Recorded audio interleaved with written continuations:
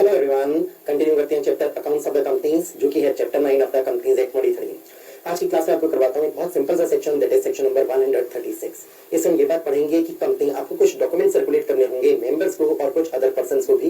ये डॉक्यूमेंट्स आप कितने दिन पहले सर्कुलेट करोगे, क्या क्या डॉक्यूमेंट सर्कुलेट करोगे, किसे सर्कुलेट करोगे, ये बात पढ़ेंगे। प्लस साथ में कुछ स्पेशल क्लासेस ऑफ कंपनीज की बात पढ़ेंगे कि उन्हें क्या क्या करना होगा। और स्पेशल क्लासेस ऑफ कंपनीज में बात आएगी लिस्टेड कंपनी हो तो आपके लिए कुछ ऑब्लिगेशन होंगे। सपोज आप लिस्टेड कंपनी नहीं हो लेकिन आप ऐसी कंपनी हो जिसकी कोई सब्सिडरीज है तो आपके लिए क्या ऑब्लिगेशन होंगे। या कोई ऐसी कंपनी हो जिसकी नेटवर्थ या जिसकी टर्नओवर उस अमाउंट पे एक्सीड करती है जो कि सेंट्रल गवर्नमेंट ने रूल्स में प्रिस्क्राइब की है, तो आप किस तरीके से डॉक्यूमेंट्स भेजोगे। इसका मतलब जो हमने सारी बात पढ़नी है वो पढ़नी है with respect to dispatch of documents by the company, कि कंपनी कौन से डॉक्यूमेंट्स किस व्यक्ति को किस तरीके से कितने दिन पहले भेजेगी। चलिए डिस्कस करते हैं पहले इस सेक्शन को। हमें जो पढ़ना है वो बेसिकली ये पढ़ना है कंपनीज के लिए हम अलग अलग चीजें देखेंगे। लिस्टेड कंपनी है तो क्या होगा, कंपनी है जिसकी सब्सिडरी है तो क्या होगा, वगैरह वगैरह। तो अभी मैं बहुत सिंपल सा कंसेप्ट रखता हूँ। कंपनी आपको डॉक्यूमेंट्स भेजने होंगे। आप डॉक्यूमेंट्स कैसे भेजोगे, आप डॉक्यूमेंट्स भेजोगे अपने हर मेंबर को, तो एवरी मेंबर प्लस अदर्स। सो इसे मैं ऐसे लिख देता हूँ, हर मेंबर को आप डॉक्यूमेंट भेजोगे, कुछ डॉक्यूमेंट्स अदर्स को भी भेजोगे। अदर्स कौन है अभी आपको नहीं बता रहा, धीरे धीरे पढ़ लेंगे। क्या क्या डॉक्यूमेंट्स भेजोगे ये भी हमें पढ़ना होगा। तो हम कहेंगे डॉक्यूमेंट्स किस मकसद से भेजे जा रहे हैं, इस बात को हम दिमाग में रखते हैं जिससे बात समझना आसान हो। कंपनी आप हर साल जरूर करते हो अपनी एक एजीएम।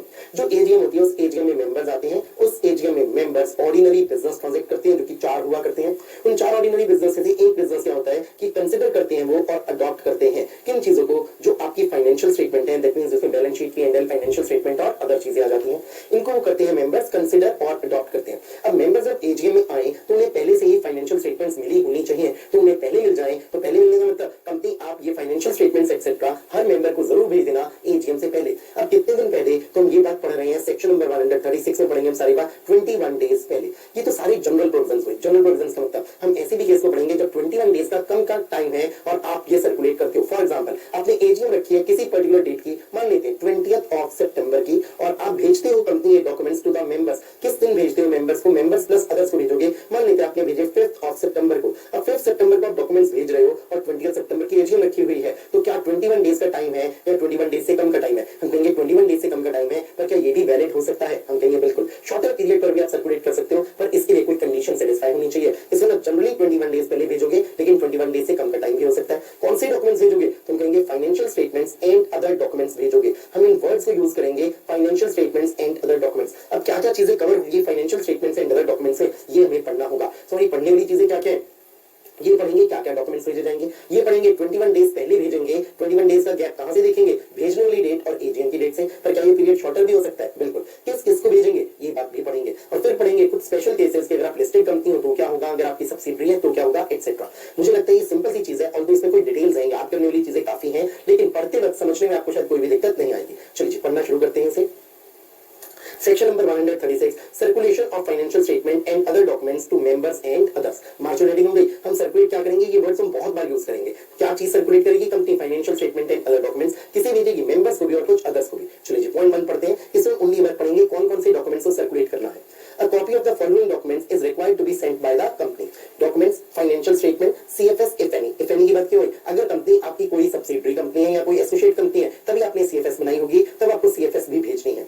ऑडिटर्स रिपोर्ट, ये बात हम कहेंगे बहुत लॉजिकल सी बात है। जो आप भेजोगे मेंबर्स को, अगर आपने खाली फाइनेंशियल स्टेटमेंट्स भेजी और CFS भेजी पर ऑडिट रिपोर्ट नहीं भेजी, तो जो कमियां है आपकी फाइनेंशियल स्टेटमेंट्स और CFS में, वो कमियां मेंबर्स को पता कैसे चलेंगी, अदर्स को भी कैसे पता चलेंगी, तो कैसे पता चलेंगी, ऑडिट रिपोर्ट से। तो ऑडिट रिपोर्ट भेजना मैंडेटरी है।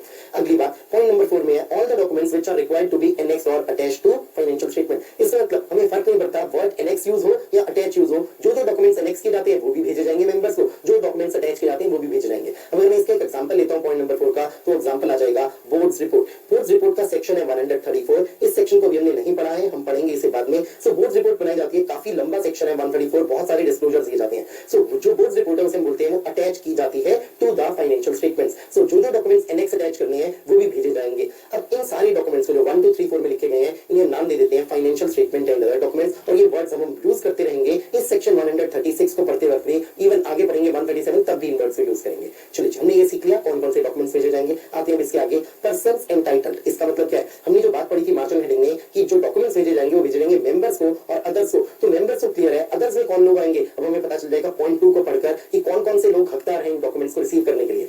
The financial statement and other documents shall be sent to the following persons, every member of the company। क्योंकि ये तो लॉजिकल बात है, क्योंकि एजीएम है, मेंबर्स की मीटिंग, एजीएम में मेंबर्स जब आप आओगे तो आपको कंसिडर करना होगा, अडॉप्ट करना होगा किस चीज को, in financial statement and other documents को। तो ये आपके पास इन एडवांस पहुंच जाने चाहिए। इसलिए कंपनी आमतौर पर आपको 21 डेज पहले देती है, या कई बार 21 डेज से कम पीरियड, सपोज 15 दिन, 12 दिन, 10 दिन पहले भी ये भेज सकती है कंपनी। सो ये डॉक्यूमेंट्स आपको एडवांस में मिल जाने चाहिए, financial statement and other documents. किन किन को? हर मेंबर को। अब एक सिचुएशन लेते हैं, मान लेते हैं कंपनी ने डिबेंचर्स इशू किए और जो डिबेंचर होल्डर्स हैं वो है 1 लाख। तो ये हो गए, मान लेते हैं 1 लाख लोगों ने नाम क्या दिया, 1 to 1 लाख, ये 1 लाख डिबेंचर होल्डर्स हैं। अब इन 1 लाख डिबेंचर होल्डर्स के इंटरेस्ट को प्रोटेक्ट करने के लिए एक व्यक्ति अपॉइंट हुआ होगा, जिसे बोलते हैं, ये होगा डिबेंचर ट्रस्टी।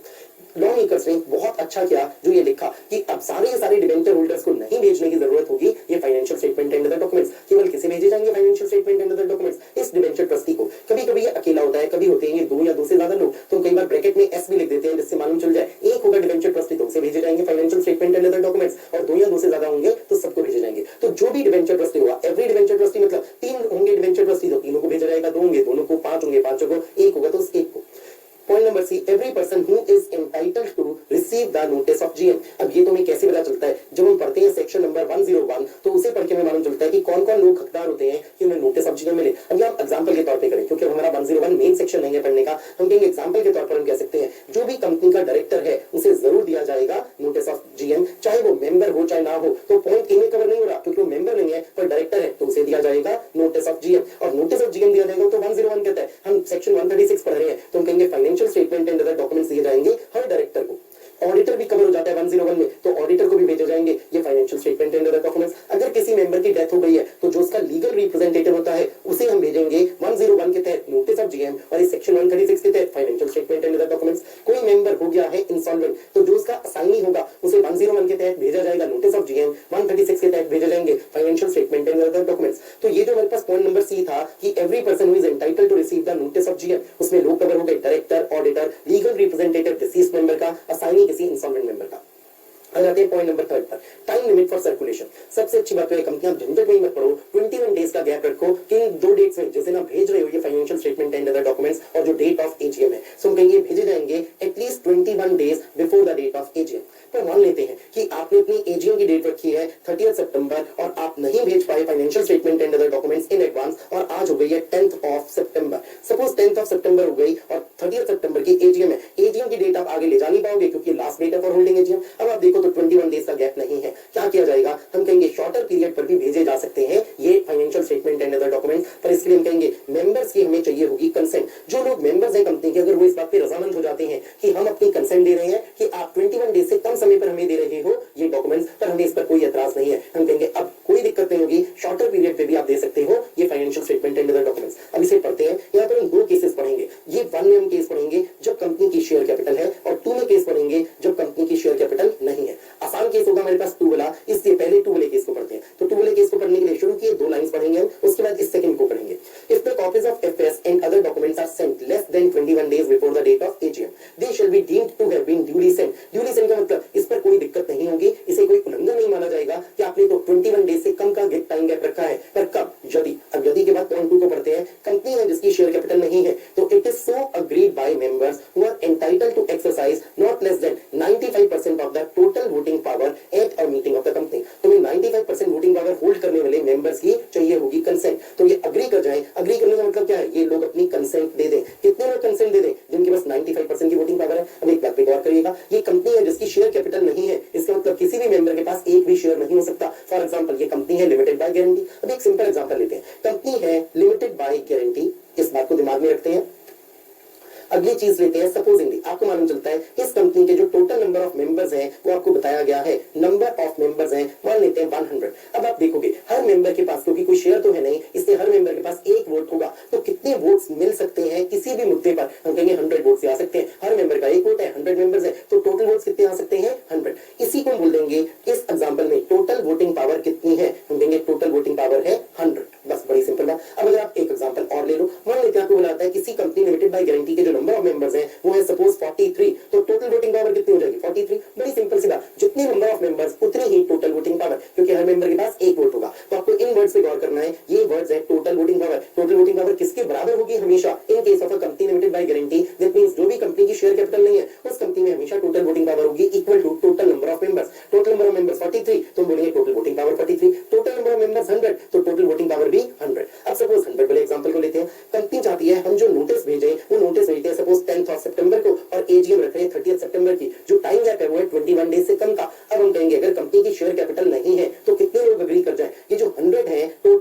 पर आप इसका 95% कैलकुलेट कर लो, बहुत इजीली कैलकुलेट हो गया 95। ये 95 लोग अग्री कर जाए, ये 95 लोग यस बोल दें, इसी यस बोलने का मतलब है अपनी कंसेंट दे दें, ये लोग अग्री कर जाए। अगर 95 लोग अग्री कर गए, अब हम कहेंगे कोई दिक्कत नहीं है, आप शॉर्टर पीरियड पर भी सर्कुलेट कर सकते हो financial statement and other documents. अब पढ़ते हैं जो 1 वाला पॉइंट है। ये 1 वाला पॉइंट कब लगेगा? जब कंपनी है जिसकी शेयर कैपिटल है। जब शेयर कैपिटल होगी तो आपको दो चीजों को चेक करना होगा। कैसे पढ़ते हैं दोनों चीजों को? It is so agreed by majority in number of members entitled to vote and who hold not less than 95% of such part of the paid up share capital of the company as gives a right to vote at the meeting. अब अगर आपसे बोला जाए ये सच part से लेकर आगे तक के जो वर्ड्स हैं एट द मीटिंग, इन सारे वर्ड्स के लिए कुछ शॉर्टकट दीजिए। तो शॉर्टकट क्या होगा? सोचेगा। हमें क्या कहा गया?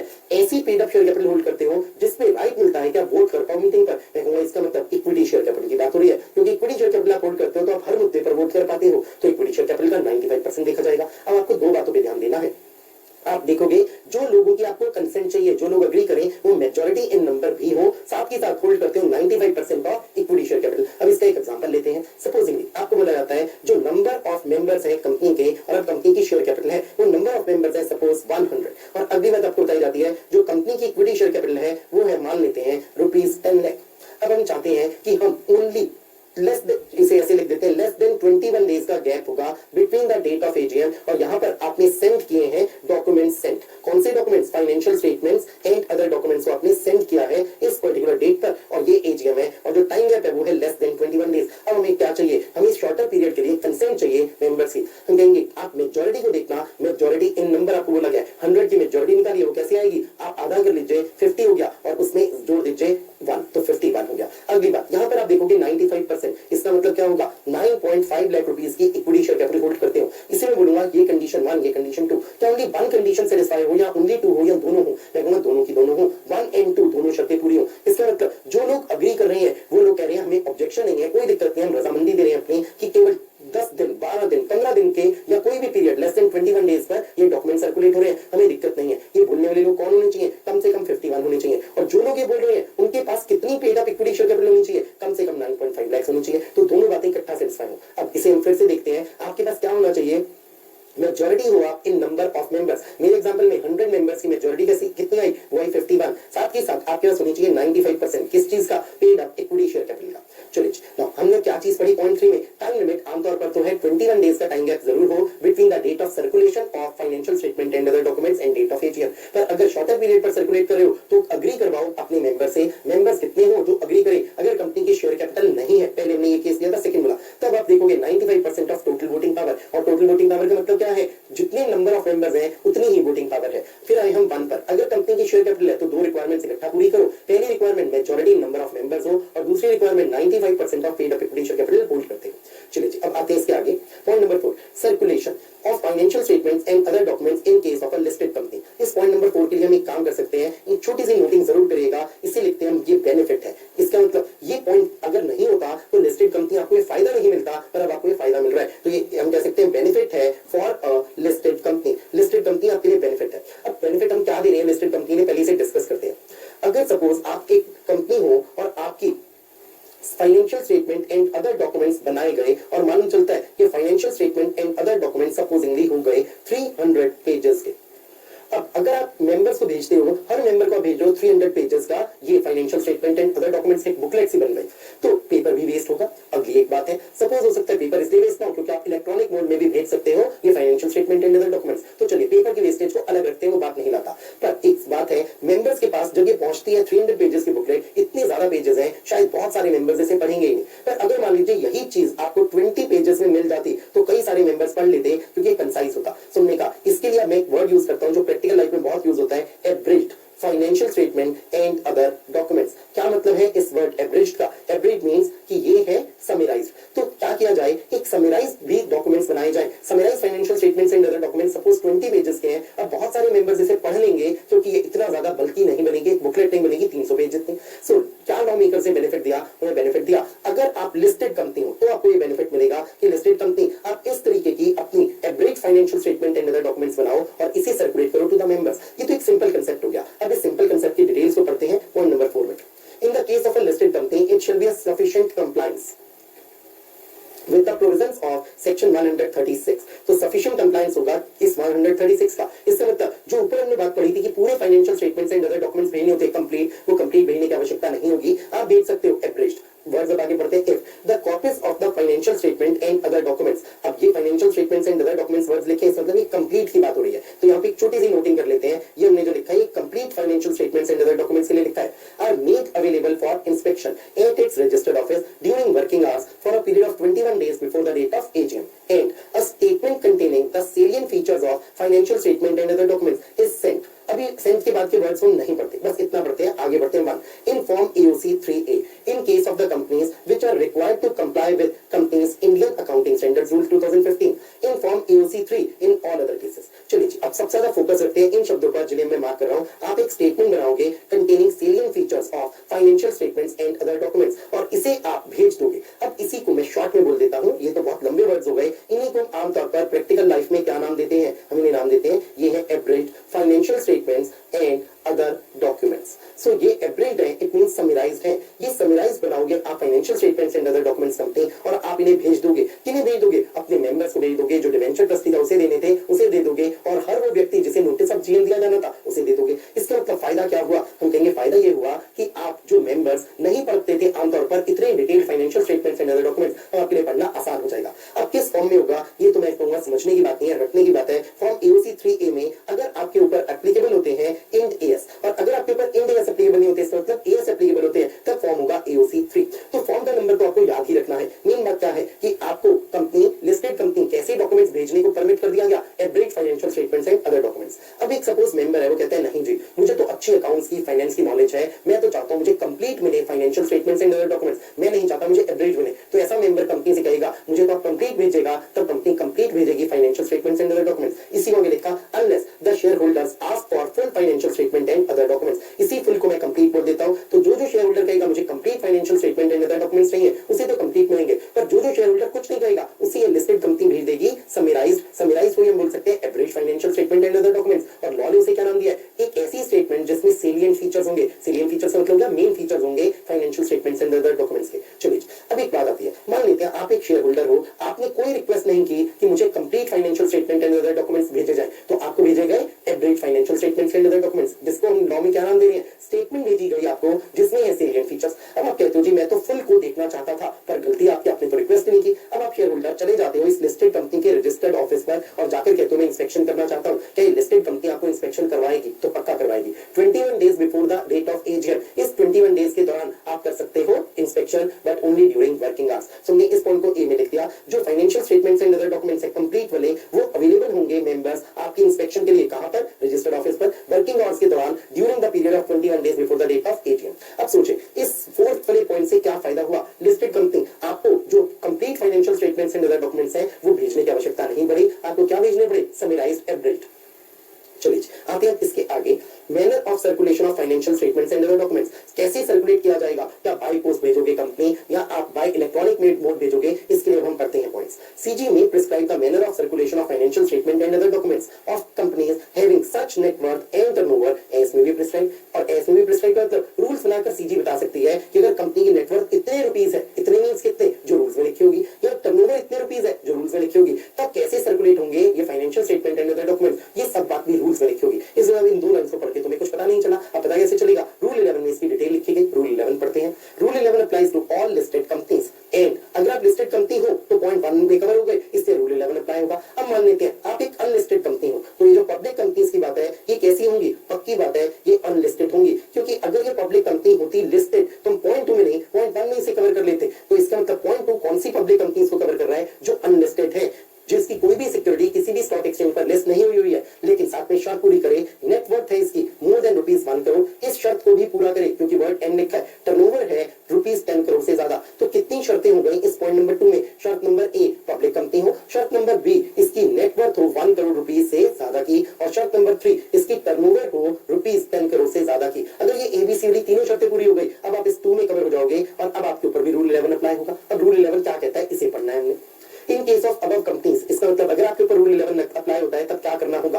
The financial statement and other documents shall be circulated bye electronic mode. इसका मतलब आप ईमेल से भी भेज सकते हो ये सारे financial statements and other documents in the following 2 cases, in 2 cases में। तो इन 2 केसेस का मतलब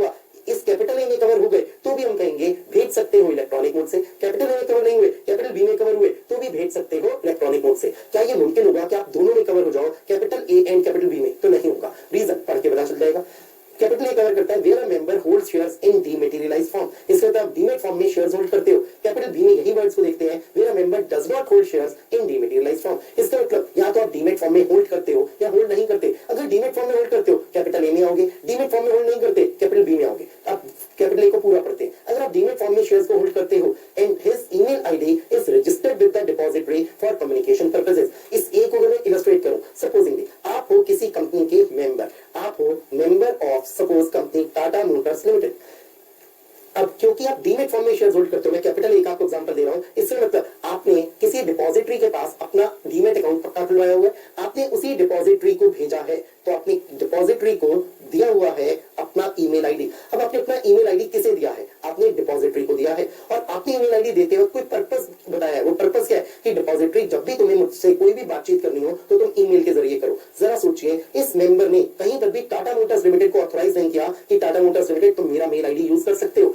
अब भी लॉ ने क्या लिखा? टाटा मोटर्स लिमिटेड तुम इस मेंबर का ईमेल आईडी यूज कर सकते हो, क्योंकि डीमेट फॉर्म में है। डीमेट फॉर्म में है तो आपको क्या चीज चेक करनी है? डीमेट फॉर्म में केवल चेक करना है क्या ईमेल आईडी रजिस्टर्ड है विद द डिपॉजिटरी और नॉट। मैं अगर यहाँ पे देखूं मेंबर आपका ईमेल आईडी रजिस्टर्ड है विद द डिपॉजिटरी, और अब इसे कौन यूज कर सकता है? डिपॉजिटरी तो यूज करेगा ही करेगा। क्या टाटा मोटर्स लिमिटेड भी यूज कर सकती है? हम कहेंगे बिल्कुल। टाटा मोटर्स लिमिटेड आप किस लिए यूज कर सकते हो? आप इस मेंबर को जब भी भेजो financial statement and other documents, तो आप इसे बाई पोस्ट मत भेजो। बाई पोस्ट भेजने के बड़े नुकसान है। बाई पोस्ट भेजने का पोस्ट का बहुत खर्चा है। अगली बात, बाई पोस्ट भेजोगे तो प्रिंटेड फॉर्म में भेजोगे। अगर ये मान लो 300 पेजेस के financial statement and other documents है तो उनकी प्रिंटिंग का काफी खर्चा आ जाएगा। तो आप सारा खर्चा अपना बचा सकते हो। ये financial statements and other documents Tata Motors limited आप मेंबर को कैसे भेजना? आप भेजना बाई ईमेल, तो आप इलेक्ट्रॉनिक मोड से भेज सकते हो। सोचें कितना बड़ा फायदा दिया कंपनी। अब आप लोगों को ध्यान में रखना है, कंपनी टाटा मोटर्स लिमिटेड आपको नहीं दिया था मेंबर ने ये email ID. Company Tata Motors limited आपको मेंबर ने ऑथराइज नहीं किया था क्या मेरा ईमेल आईडी यूज करके मुझे भेजो ये financial statement and other documents by email, फिर भी आप यूज कर सकते हो। क्लियर हुई बात? नाउ अब आते हैं कैपिटल बी पर, where a member does not hold shares in dematerialized form. इसका मतलब फिजिकल फॉर्म में शेयर्स होल्ड करता है, इसका मतलब उसके पास शेयर सर्टिफिकेट है। तब क्या होगा? But he has positively consented in writing for receiving such documents by electronic mode। अब सिचुएशन लेते हैं, मान लेते हैं कहता हूं आप रिलायंस इंडस्ट्रीज लिमिटेड के मेंबर हो और रिलायंस इंडस्ट्रीज लिमिटेड के शेयर्स आपने कैसे होल्ड किए हुए हैं? मैं कैपिटल बी पढ़ा रहा हूं आपको, तो इसका मतलब आपके पास शेयर सर्टिफिकेट है, आप डीमेट फॉर्म में शेयर्स होल्ड नहीं करते। अगर मैं कहूं प्रैक्टिकल लाइफ में क्या आपको ऐसा देखने को मिलेगा? मैं कहूंगा बहुत बहुत कम, पर इम्पॉसिबल नहीं है। अगर रिलायंस इंडस्ट्रीज लिमिटेड के सपोज आप 10 लाख मेंबर्स को देखो, आपको शायद मुश्किल से टोटल में 10 लोग ऐसे दिखेंगे जो शेयर सर्टिफिकेट्स के फॉर्म में रिलायंस के शेयर्स होल्ड करते होंगे। पर ऐसे 10 लोग तो हो सकते हैं, इम्पॉसिबल नहीं है, पर जनरली ऐसा नहीं होता कि आप शेयर सर्टिफिकेट के फॉर्म में शेयर्स होल्ड करो किसी लिस्टेड कंपनी के। क्या आप सिचुएशन को लेते हैं, आप एक मेंबर हो, शेयर सर्टिफिकेट है आपके पास, ना कि आप डीमेट फॉर्म में शेयर्स होल्ड करते हो, तो आप कैपिटल ए में नहीं आए, आप आए कैपिटल बी में। ध्यान देते हैं, आप होल्ड नहीं करते शेयर्स को डीमेट फॉर्म में। इस आरआईएल ने आपको एक नोटिस भेजा और कहा मेंबर आप एक बात बताओ, हम क्या आपको भेज सकते हैं financial statements and other documents bye electronic mode? अब पॉसिबिलिटीज हैं। मेंबर ने कहा हाँ यस आप मुझे भेज सकते हो। कंपनी ने नोटिस में पूरी डिटेल लिखी, मैं तो यहाँ पे बहुत छोटे से वर्ड्स लिख रहा हूँ। कंपनी ने पूछा क्या हम इलेक्ट्रॉनिक मोड आपके लिए यूज कर सकते हैं? इस मेंबर ने कहा यस। अब मेंबर ने जब कहा यस, इसी को हमने नाम दिया पॉजिटिवली आपने कंसेंट दी है। आपका हाँ बोलना क्या कहला रहा है? आपने पॉजिटिवली कंसेंट दी है इन राइटिंग। अब अगली सिचुएशन लेते हैं, मान लेते हैं मेंबर कहता है नहीं आप मुझे ईमेल से नहीं भेजोगे, इलेक्ट्रॉनिक मोड से नहीं भेजोगे ये financial statement and other documents. अब कंपनी आरआईएल तुम्हें खर्चा करना ही पड़ेगा, बाय पोस्ट ही भेजोगे, और इसमें आपका खर्चा क्या होगा? प्रिंटिंग का भी खर्चा होगा, financial statement and other documents print होंगे और पोस्ट का खर्चा भी होगा, क्योंकि इसने पॉजिटिव कंसेंट नहीं दी। अब एक सिचुएशन को और लेते हैं, मान लेते हैं मेंबर ने कोई भी जवाब नहीं दिया, ना तो इसने जवाब दिया राइटिंग में यस, ना दिया नो, ये रहा साइलेंट। अब आप इसे क्या नाम दे सकते हो कि इसने पॉजिटिवली कंसेंट किया है इन राइटिंग? तो मैं कहूंगा नो, ये पॉजिटिवली कंसेंट करना इन राइटिंग नहीं है। वर्ड पॉजिटिव का मतलब क्या है? आप साफ साफ हाँ बोलते हो, आपकी साइलेंस को हाँ नहीं माना जा सकता, ये पॉजिटिव वर्ड हमें बताता है। चलिए कंक्लूजन निकालते हैं, क्या इलेक्ट्रॉनिक मोड यूज हो सकता है रूल 11 में कवर होने वाली कंपनीज के लिए? तो रूल 11 में कंपनीज कौन सी कवर होती है? तो पॉइंट 1 में आए लिस्टेड कंपनीज हैं, या पॉइंट 2 में आए 3 शर्तों को पूरा करें, पब्लिक कंपनी हुआ, नेटवर्क है मोर देन 1 करोड़, साथ ही साथ टर्नओवर भी है 10 करोड़ से ज्यादा की। अगर आपने ये शर्तें पूरी कर दी जो पॉइंट 2 में लिखी गई 3 शर्तें हैं, या पॉइंट 1 में आपने शर्त पूरी कर दी, आप लिस्टेड कंपनी हो, अब आपने रूल 11 यूज होगा। रूल 11 यूज होगा तो एक पॉसिबिलिटी आप डीमेट फॉर्म में शेयर्स होल्ड करते हो, तब आपको कंपनी टाटा मोटर्स लिमिटेड भेज सकती थी इलेक्ट्रॉनिक मोड से financial statement and other documents. चाहे आपने टाटा मोटर्स लिमिटेड को कुछ भी बोला हो, चाहे ना बोला हो, बस शर्त क्या है? अगर आपने अपना ईमेल आईडी रजिस्टर किया हुआ था with the depository for communication purposes. आप इस कैपिटल बी में कब आते हो? जो आप डीमेट फॉर्म में शेयर्स होल्ड नहीं करते। उस केस में अगर कंपनी आपसे पूछती है और आप पॉजिटिवली कंसेंट हो कि मुझे डॉक्यूमेंट्स भेजो बाय इलेक्ट्रॉनिक मोड, तभी कंपनी आपको इलेक्ट्रॉनिक मोड से डॉक्यूमेंट्स भेजेगी, अदरवाइज इलेक्ट्रॉनिक मोड यूज नहीं करेगी। अब इस सिचुएशन को लेते हैं जो आपके सामने है। अगर ये मेंबर साइलेंट रहा, इसका मतलब इसने पॉजिटिवली कंसेंट नहीं किया इन राइटिंग, अब इसके लिए क्या इलेक्ट्रॉनिक मोड यूज होगा? हम कहेंगे नो। जो चीज यहाँ लिखी हुई है, क्योंकि पॉजिटिवली कंसेंट नहीं किया तो आप इलेक्ट्रॉनिक मोड यूज नहीं करोगे, ये बात आ गई सामने, इलेक्ट्रॉनिक मोड यूज नहीं होगा। तो कौन सा मोड यूज होगा? हमने आगे लिखा by dispatch of physical copies through any recognised mode of delivery as specified under section 20। अब सेक्शन 20 में तो कई सारे मोड्स दिए हैं, रजिस्टर्ड पोस्ट से भी भेज सकते हो, कोरियर से भी भेज सकते हो, स्पीड पोस्ट से भी भेज सकते हो, और इवन आप नॉर्मल पोस्ट, ऑर्डिनरी पोस्ट से भी भेज सकते हो। तो जो जो मेथड सेक्शन 20 में दिए गए हैं आप वो यूज कर सकते हो। चलिए आ जाते हैं इसके अगले पॉइंट पर, additional requirements in case of a listed company. हमने लिस्टेड कंपनी में एक पॉइंट पढ़ा था कि अगर आप कंपनी लिस्टेड कंपनी हो तो आप average financial statement and other documents भेज सकते हो। और एवरेज के लिए लॉ मेकर से क्या वर्ड्स यूज किए थे? आप एक स्टेटमेंट बनाओगे जिसमें होंगे salient features of financial statements and other documents. अब हम लिस्टेड कंपनी में एडिशनल पॉइंट्स पढ़ने जा रहे हैं जो आपके लिए बर्डन टाइप होंगे। Point number 1, every listed company shall place it's financial statements and other documents on its website. आपकी वेबसाइट है, आप उसके ऊपर अपने financial statements and other documents को अपलोड करो। मैं कहूंगा इसमें कोई ज्यादा खर्चा नहीं होगा, जो आपका वेबसाइट डेवलपर है, वेबसाइट को मैनेज करता है, उसे आप करोगे और वो अपलोड कर देगा ये सारे के सारे डॉक्यूमेंट्स। प्लेस का मतलब क्या होगा? अपलोड करना। पॉइंट बी पढ़ते हैं, every listed company having a subsidiary और subsidiaries shall place on its website separate audited accounts in respect of each such subsidiary. अब सोचेगा, मैं पॉइंट बी को एक अच्छा मीनिंग देना चाहता हूं। कैसे मीनिंग दूंगा? मैं कहूंगा आप देखते हो आप एक लिस्टेड कंपनी भी हो और आपकी सब्सिडरीज भी हैं, तो पक्की बात है भाई आपने जरूर बनाई होगी कंसोलिडेटेड फाइनेंशियल स्टेटमेंट। वो कंसोलिडेटेड फाइनेंशियल स्टेटमेंट भी आपने सर्कुलेट की होगी मेंबर्स को, डिबेंचर ट्रस्टी को, एक्सेट्रा को। कैसे पता चला? शुरू के वर्ड्स आपको दिखाता हूं। हम सर्कुलेट करते थे क्या क्या चीज? फाइनेंशियल स्टेटमेंट भी और सीएफएस भी। तो इसका मतलब आपने फाइनेंशियल स्टेटमेंट अपनी और जो फाइनेंशियल स्टेटमेंट से कंसोलिडेटेड वो सब सर्कुलेट की होंगी। पर आप पॉइंट भी किसे कवर कर रहा है इस बात पे गौर करिएगा। आप लिस्टेड कंपनी हो, आपकी सब्सिडरीज हैं, आपको अपनी वेबसाइट पर क्या प्लेस करना है? Separate audited accounts. किसके? अपनी हर सब्सिडरी के। अब सोचिए, क्या सेपरेट ऑडिटेड अकाउंट्स का मतलब financial statement of holding company है? Answer is no. क्या इसका मतलब कंसोलिडेटेड फाइनेंशियल स्टेटमेंट है? आंसर इज अगेन नो, क्योंकि कंसोलिडेटेड फाइनेंशियल स्टेटमेंट का मतलब क्या है? अगर आप एग्जांपल लें, आपकी 50 सब्सिडरीज हैं, तो कंसोलिडेटेड फाइनेंशियल स्टेटमेंट में तो आप अपनी कंपनी प्लस 50 सब्सिडरीज, मतलब टोटल में 51 कंपनीज की फाइनेंशियल स्टेटमेंट आ गई इकट्ठा। पर यहां कहा जा रहा है सेपरेट ऑडिटेड अकाउंट्स आप दो हर सब्सिडरी के, और दो भी नहीं बल्कि इसे वेबसाइट पर अपलोड करो। That's all. अब चीज आई, अब अगर मैं सिचुएशन ऐसी लेता हूं, आप एक कंपनी हो एच लिमिटेड, इसे इस तरीके से लिखते हैं, आप हो एच लिमिटेड, आपकी एक सब्सिडरी है जिसका नाम है S1 लिमिटेड, S1 की एक सब्सिडरी है जिसका नाम है S2 लिमिटेड। अब हम कहेंगे आपको क्या करना होगा? सपोज एच लिमिटेड आप लिस्टेड कंपनी हो और अब आपकी ये दो सब्सिडरीज हैं, तो आपको एच लिमिटेड अपनी वेबसाइट पर अपलोड करनी होंगी ऑडिटेड अकाउंट्स S1 के।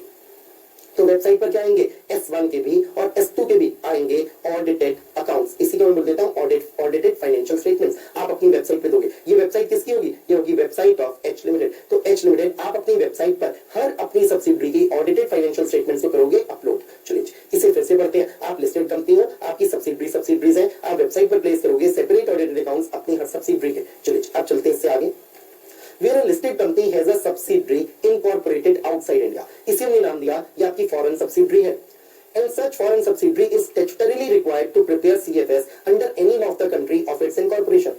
It shall be sufficient if the listed company places on its website CFS of such foreign subsidiary. अब इसे एग्जांपल से समझते हैं तभी ये बात बढ़िया समझ में आएगी। मान लेते हैं आप एक कंपनी हो, इंडिया की लिस्टेड कंपनी हो, इन्फोसिस लिमिटेड। आपको बता दिया गया company is a listed company, India की कंपनी है, इंडिया का कंपनीज एक्ट इस पर अप्लाई होता है।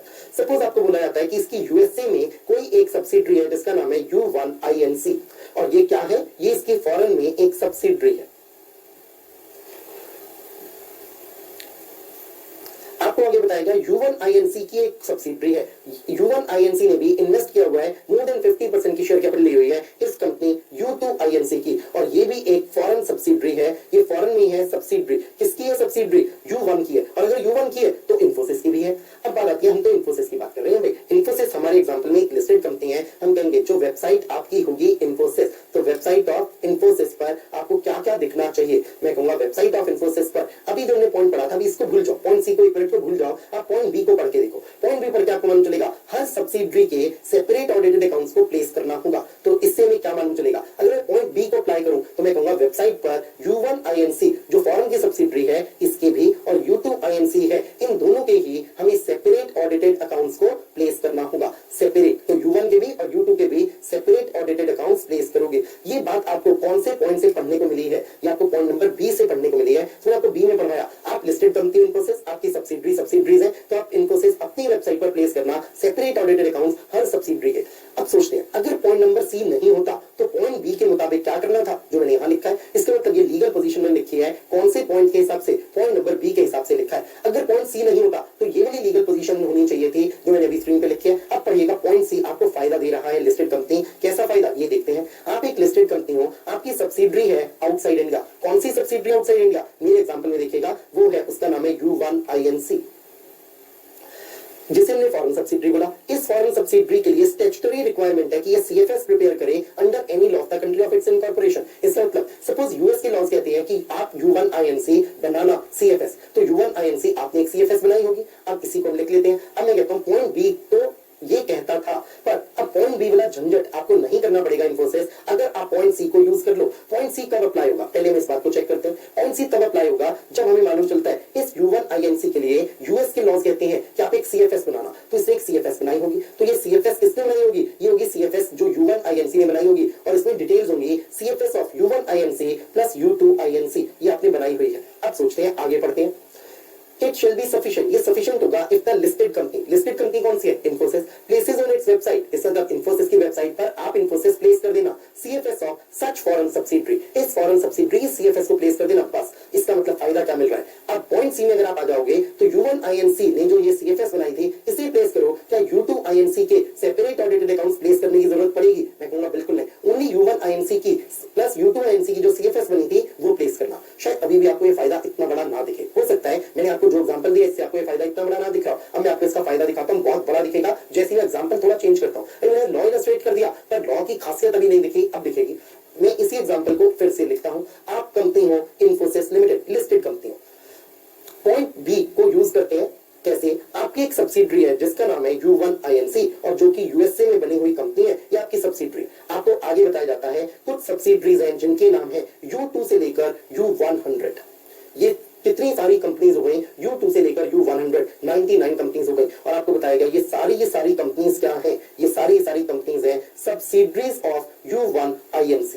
अब सोचिए U1 INC की कितनी सब्सिडरीज है, 99 सब्सिडरीज है, और ये सारी कहां पर है, ये इंडिया के बाहर है, यूएसए में है। अब सिचुएशन को सोचिए, अगर आप पॉइंट बी को अप्लाई करोगे तो इन्फोसिस की वेबसाइट पर जो आपको डेटा प्लेस करना होगा वो क्या क्या करना होगा। इन्फोसिस लिमिटेड की वेबसाइट है, इसमें लिखा वेबसाइट ऑफ इन्फोसिस लिमिटेड, इस पर आपको पॉइंट बी के हिसाब से सेपरेट ऑडिटेड अकाउंट्स प्लेस करने होंगे अपनी हर सब्सिडरी के। अब सोचिए ये जो 99 सब्सिडरीज हैं, ये किसकी सब्सिडरीज है, U1 INC की। क्या ये इन्फोसिस की भी सब्सिडरीज है, बिल्कुल, क्योंकि जो एक सब्सिडरी है U1 INC, आप सब्सिडरी हो इन्फोसिस के, तो U1 INC की जितनी भी सब्सिडरीज होंगी वो इन्फोसिस की भी सब्सिडरी होंगी। पॉइंट बी के हिसाब से वेबसाइट ऑफ इन्फोसिस लिमिटेड पर U1 U2 U3 ऐसे करते करते U100 इन 100 के सेपरेट ऑडिटेड अकाउंट्स आपको प्लेस करने होंगे। 100 कंपनीज के सेपरेट ऑडिटेड अकाउंट्स आएंगे, U1 के तो आएंगे ही आएंगे, और साथ ही साथ किसके आएंगे, U2 U3 up to U100 सबके आएंगे। ये पॉइंट बी कहता है। अब मैं कहता हूं काम करिए, पॉइंट बी को ना पढ़ के पॉइंट सी को पढ़िए। पॉइंट सी क्या कहता है, पॉइंट सी कहता है आपकी एक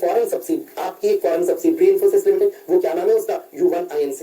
तो आप अपनी वेबसाइट पर, वेबसाइट ऑफ इन्फोसिस लिमिटेड पर आप क्या चीज को प्लेस कर दीजिए, आप प्लेस कर दीजिए केवल एक CFS किसकी, CFS प्रिपेयर्ड बाय U1। इसे मैं ऐसे लिख देता हूं, ये CFS जो प्रिपेयर की होगी, प्रिपेयर्ड बाय U1। अब U1 तुमने एक CFS तो प्रिपेयर की होगी, वो CFS में U1 की डिटेल्स भी आ रही होंगी और इन 99 सब्सिडरीज की भी डिटेल आ रही होगी, बस CFS प्लेस करो। अब सोचिए कितना बड़ा फायदा होगा इन्फोसिस को इस पॉइंट सी का। इस पॉइंट सी की वजह से अब इन्फोसिस आपकी वेबसाइट पर केवल एक CFS रखी होगी as a substitute of 100 companies की सेपरेट ऑडिटेड अकाउंट्स। सोचिए पॉइंट बी से कितना बड़ा झंझट था इन्फोसिस के लिए और अब कितना आसान हो गया पॉइंट सी की वजह से। तो पॉइंट सी की खूबसूरती शायद पता चल गई होगी। पॉइंट सी कब अप्लाई होगा? जब आप एक लिस्टेड कंपनी हो, फॉर एग्जांपल इन्फोसिस, आपकी कोई सब्सिडरी है outside India, for example U1 INC, और इस U1 INC के लिए CFS बनाना जरूरी है यूएस के लॉज के मुताबिक। तब लिस्टेड कंपनी, आप listed company means Infosys place करना अपनी वेबसाइट पर, इट मींस इन्फोसिस की वेबसाइट पर आप खुद इन्फोसिस प्लेस करोगे CFS of such foreign subsidiary. इस U1 की CFS को प्लेस कर देना, बस it shall be sufficient. In words को देखना, ये सफिशिएंट होगा। इसका पॉइंट बी वाली रिक्वायरमेंट को पूरा करने की आवश्यकता नहीं होगी, आपने पॉइंट सी को पूरा कर दिया, ठीक होगा।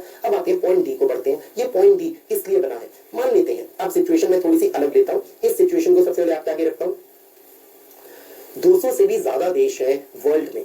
अब मान लेते हैं वर्ल्ड का कोई एक ऐसा देश है, अब भाई बाकी देशों के कंपनीज एक्ट मैंने भी नहीं पढ़े, मेरे लिए भी बताना मुश्किल है। अब मैं एक एग्जांपल ले लेता हूं, और ये हाइपोथेटिकल एग्जांपल है और ये शायद फिट नहीं होगा रियल लाइफ में।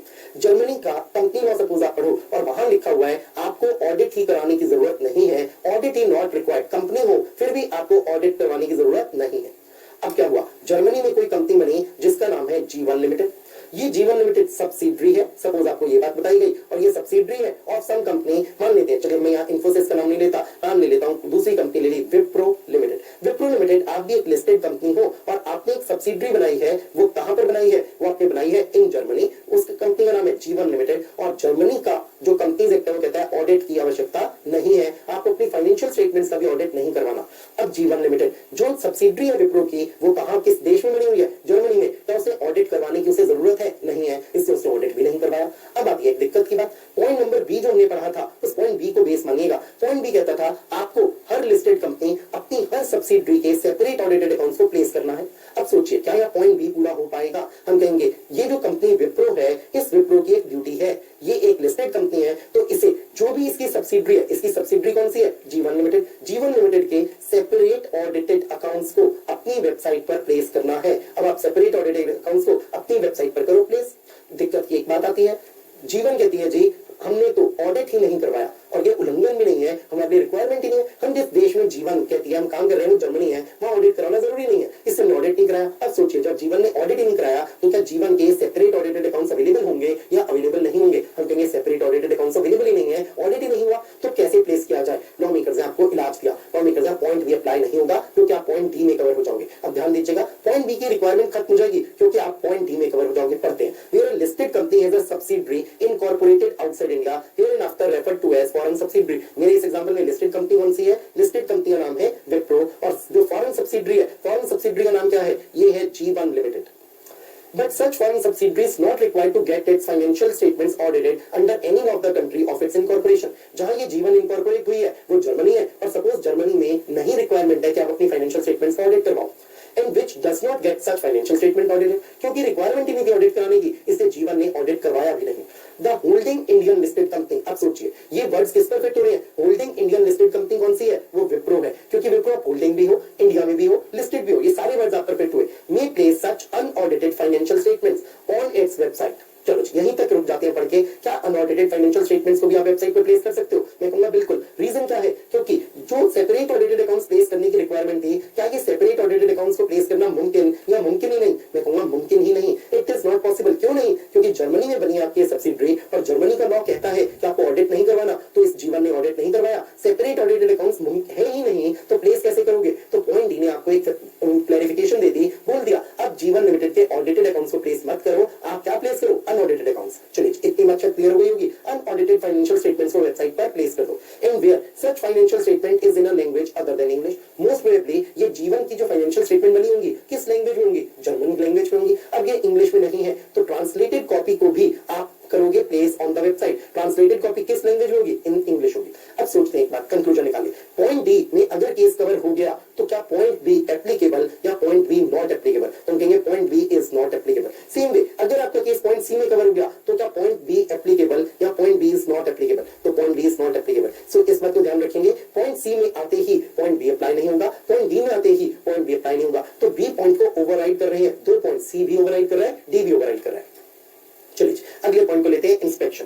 Every company shall allow every member and debenture trustee to inspect the financial statements and other documents at its registered office during business hours। अब पॉसिबल क्या है? मान लीजिए आप एक मेंबर हो, कंपनी ने आपको भेजे हैं financial statement and other documents, पर मान लीजिए वो पोस्ट में खो गए। सपोज आपको बाय पोस्ट भेजे थे, तो आपको financial statements and other documents मिले ही नहीं। आप कहते हो जी मैं इन्हें देखना चाहता हूं। आप कंपनी के रजिस्टर्ड ऑफिस पर पहुंच जाओ, कंपनी आपको दिखाएगी ही दिखाएगी ये financial statements and other documents. Mean जो गौर करने की बात है, ये वर्ड्स एवरी कंपनी है, यहाँ लिस्टेड कंपनी की बात नहीं है। जो पॉइंट 6 पढ़ रहे थे, वो पूरे के पूरे पॉइंट 6 के एबीसीडी 4 पॉइंट्स लिस्टेड कंपनी के लिए थे। इस बात पे को याद रखिएगा। पॉइंट 7 तो सबके लिए है, सिंपल सी तो रिक्वायरमेंट है। कंपनी अपने फाइनेंशियल स्टेटमेंट अदर डॉक्यूमेंट्स बनाए हुए हैं, हर मेंबर को भेजे, हर डिबेंचर ट्रस्टी को भेजे। तो अगर कोई मेंबर या डिबेंचर ट्रस्टी आकर इंस्पेक्ट करना चाहता है तो इंस्पेक्ट कर पाए। पॉइंट बी पढ़ते हैं 7 का। Every company having a subsidiary और subsidiaries shall provide a copy of separate audited और अनऑडिटेड फाइनेंशियल स्टेटमेंट्स। अब सोचिए अनऑडिटेड फाइनेंशियल स्टेटमेंट की बात क्यों आई? इसलिए आई क्योंकि पॉइंट नंबर 6 का पॉइंट नंबर डी हो सकता है एप्लीकेबल हो गया। कैसे? जर्मनी वाला एग्जांपल।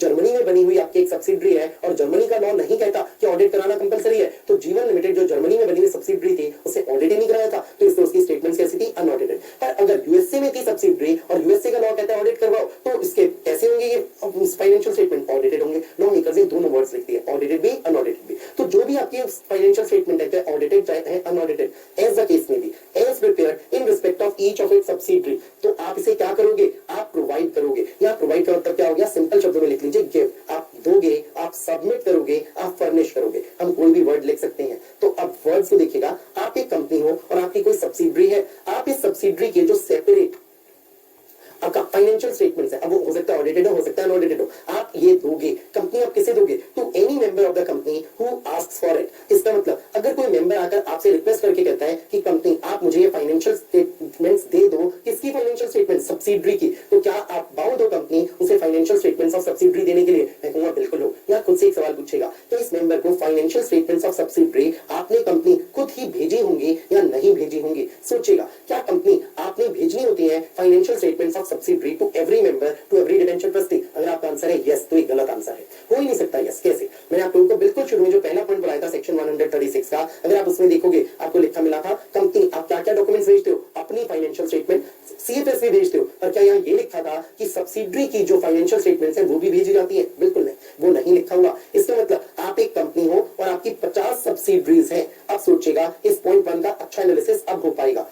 इस पॉइंट नंबर 1 में जहां एफएस लिखा है, क्या कवर होगी? आपकी कंपनी अपनी फाइनेंशियल स्टेटमेंट्स। इस सीएफएस में क्या कवर होगा? जो पॉइंट 2 है, आपकी कंपनी प्लस 50 सब्सिडरीज की कुल मिलाकर 51 कंपनीज वाली सीएफएस। पर अब सोचिए, क्या ये 50 कंपनीज जो है सब्सिडरीज हैं जो आपकी, क्या इनकी फाइनेंशियल स्टेटमेंट आपने अलग अलग 50 कंपनीज की भेजी ये financial statements to members, to debenture holder, या नहीं भेजी? नहीं भेजी। आपने इस पॉइंट नंबर 1 में जो डॉक्यूमेंट सर्कुलेट करने थे उसमें 50 सब्सिडरीज की फाइनेंशियल स्टेटमेंट शामिल नहीं हुई। आप सोचते हैं जब ये 50 की आपने नहीं भेजी है, एक मेंबर चाहता है जी मुझे तो होल्डिंग कंपनी आपकी फाइनेंशियल स्टेटमेंट्स मिल गए, आप होल्डिंग कंपनी हो, आपकी 50 सब्सिडरीज है होल्डिंग कंपनी जिनके नाम है S1 to S50, तो इन 50 की मुझे फाइनेंशियल स्टेटमेंट्स नहीं मिली है। मेंबर कहता है देखो मुझे आपकी मिल गई फाइनेंशियल स्टेटमेंट, मुझे सीएफएस में मिल गई, पर मुझे इन 50 की फाइनेंशियल स्टेटमेंट्स नहीं मिली। मैं ये देखना चाहता हूं, S1 की फाइनेंशियल स्टेटमेंट्स मैं आपसे चाहता हूं, मुझे दे दो। क्या कंपनी बाउंड है? हम कहेंगे बिल्कुल, आप प्रोवाइड करोगे, आप दोगे। ये सेपरेट ऑडिटेड या अनऑडिटेड जो भी केस होगा, किसे दोगे? हर मेंबर को, जो भी मेंबर मांगेगा। बस अब फर्क क्या आया,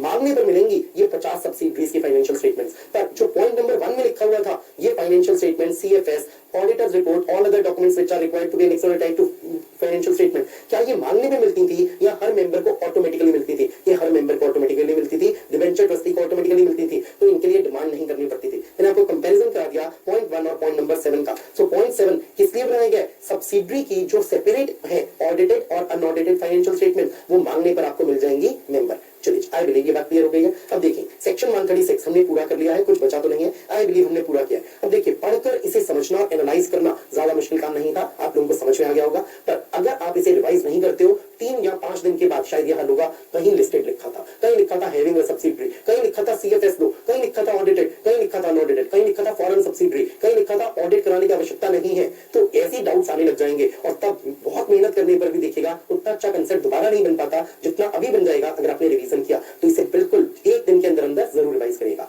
आज की क्लास के लिए इतना ही। Thank you very much everybody, bye bye, take care.